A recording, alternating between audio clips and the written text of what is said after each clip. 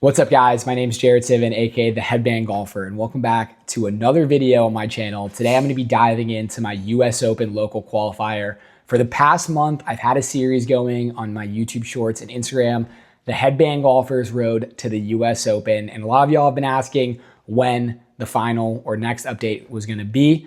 So here it is. I'm gonna give you a full rundown of my US Open local qualifier. And I just wanna make a disclaimer. I did not end up filming this round. I decided not to film because one, the course that we played the US Open qualifier at was incredibly exclusive, unbelievable golf course. And I spoke to the head pro and he highly recommended against it, which is typically a pretty good recommendation to take. And then also, I just wanted to make sure I was able to give it my absolute full effort. And in the past, in competitive golf and tournament golf, I think the camera has been a bit of a distraction for me, which is a me problem and is something that I'm gonna have to try to get over in future because I definitely do want to be bringing you guys full extended tournament videos. But having said that, I'm gonna get into kind of how I played, what my preparation was, what I learned from the experience, and the big question, did I qualify?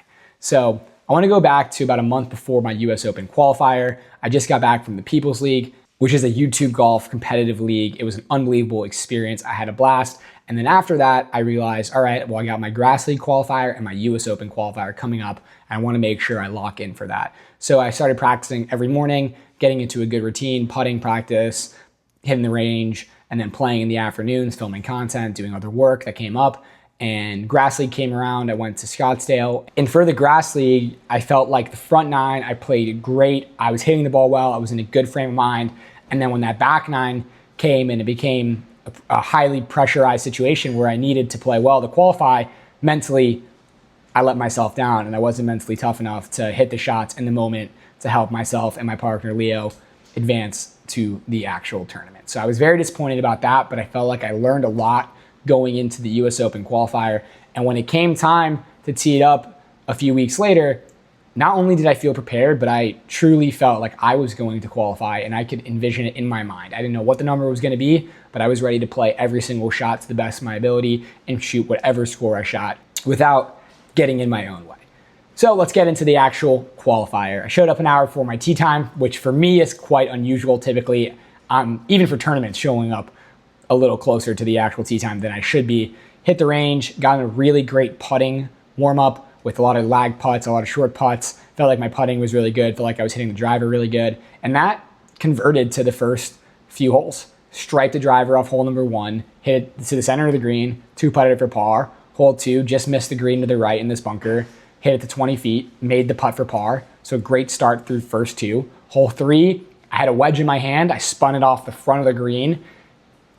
Easy chip, easy to medium chip, hit it to 4 feet, had a downhill slider, lipped it out. So make a bogey there. I feel like we really shouldn't be making bogey, especially because the nine that I was starting on was the easier of the two nines. Hole four, I hit a mediocre tee shot, ended up in the rough, buried line in the rough, chopped something up there in front of the green, great chip to about a foot, par. Hole five, easy par five, striped a tee shot down the middle, 5-iron to the center of the green, two putt for birdie. Huge, make a birdie quite early in the round. Feel like at that point I can build from it, start, stringing them in a row and making several more birdies. And the next hole, hole six, I hit it to 5 feet from 190 with a 6-iron. Felt like this was the opportunity to catch another birdie, get to under par and start really going from there. Lipped it out, which was deflating. And then hole seven, I hit it in the bunker off the tee, right in the lip, had no other option but to pitch out to about 60 yards short of the green and made a fantastic up and down, sinking about a 20-foot putt for par, huge momentum boost going into a pretty gettable par five, straight into the teeth. I hit a pretty decent drive, but I had 280 yards. At that point, the wind was crosswind, not directly into, had a flyer lie, and was debating either laying up or going for it. I had the world right, so I could flare it out right and still be totally fine, and left was bushes that were unmarked, so pretty much out of bounds. I talked to my caddy, and ultimately I decided I would rather have the chip around the green to get up and down than try to get up and down from 100 yards. I've been feeling really confident with my chipping around the green up into that point of the round. Decided to go in the 3-wood. I don't make a committed swing, and I hook it out of bounds. Deflated, really tough But, that's golf. That's life. Dropped another one, hit it up around the green, short-sided, and I still managed to get it up and down for a bogey. So a great bogey save. Felt like I was still in it at that point. Felt like that bogey kept me alive, but really felt like that should have and needed to be a birdie. But forward we go. Hole number 9, I hit a perfect drive. I was in between clubs because it was a back pin and it was straight into the wind. But if you go long, it's death. And I decided to hit the 9, which brought long into play. But I felt like the wind was strong enough where I can hit a full committed 9 and striped it right at the pin. Airmailed the green, hit the cart path. Had one of the hardest shots I've ever seen in my entire life facing me. 65 yards, staring up a massive hill to a pin that's on top of the hill with a ridge that's going all the way down the green. And I hit probably one of the greatest golf shots in my entire life. I wish we were recording this. Flop shot straight up to the sky, lands just on the fringe, lips out. If that goes in, I honestly would probably have been devastated a little bit because I wasn't recording, but it was insane. And it ran out to about 20 feet. Didn't make the putt, left it right on the edge. That's a bogey, back-to-back bogeys. I shoot 2 over going into the back 9. And at that point, I just thought, you know what? Let's just play the 9 of our lives and see what happens. And it started out amazing. Hole 10, perfect driver, wedge to 15 feet, sink the putt. Awesome. Hole 11, another 6-iron from 190. Every single par 3 I hit 6-iron. Flushed it once again to about 4 or 5 feet, similar distance I had on that par 3 on the front 9. Lipped it out again. Kind of crushing, but, felt like I was hitting it good to still make another 4 birdies in that 9. There was a lot of birdie holes, especially late in the 9. Next hole, I hit a good drive, good second, just ran over the green. I don't get up and down, so that's another bogey, brings me to 2 over. And then we're heading into this really easy par 5. I hit probably my best drive of the day. I had 7-iron in, didn't hit a great shot. I pulled it slightly, just missed it, left of the green, pin high, didn't get it up and down. That's a par. So now we're still 2 over going into the back-to-back toughest par 4s in the course. Need perfect tee shots on these 2 holes, and that's exactly what I didn't do. I put the first one kind of in the left trees, hit an unbelievable recovery shot up and around the green, didn't get up and down, bogey. And then the next hole, I flared it right into the trees, had a pitch out, into the wind, left it short, then left it short again, plugged in the lip of the bunker, chopped one out, stayed in the bunker, ended up making a really nice up and down for 7. So I made a 7 in the US Open qualifier. So at that point, I can tell y'all that I absolutely did not qualify. But why you shouldn't click off this video is because what happened next is proof of how far I believe I've come and is something that I'm more proud of than actually qualifying for the US Open. So we come off that green and now we have to wait for 2 groups to clear of this long par 3. And it could have been really easy for me at that point just to give up, throw in the towel. I wasn't going to qualify.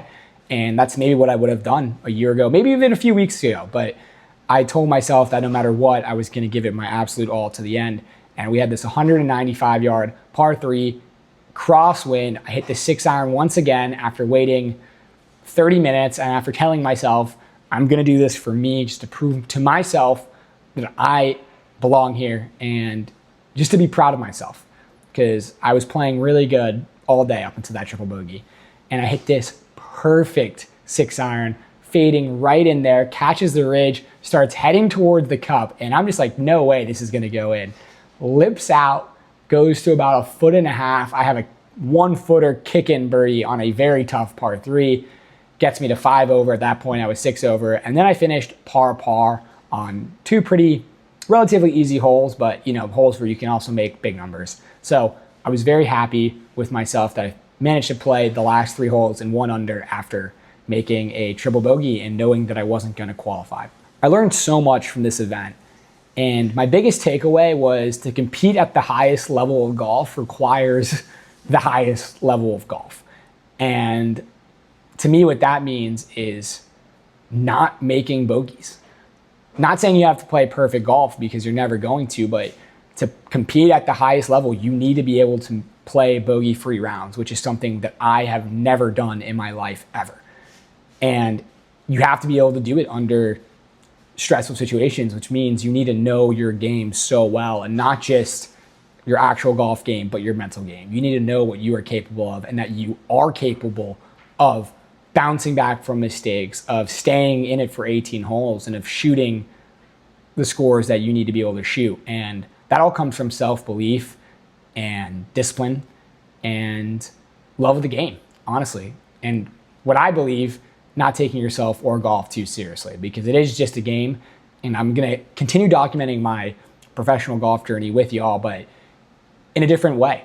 I'm never going to take myself too seriously. I will still wear the headband because I believe that allows me to play my best golf, because golf is just a game, and I want to share my unique story with y'all. So guys, if you've enjoyed this video, please subscribe and like.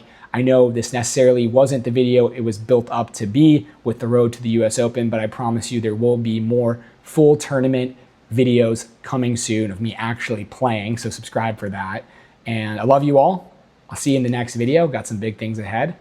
Peace out.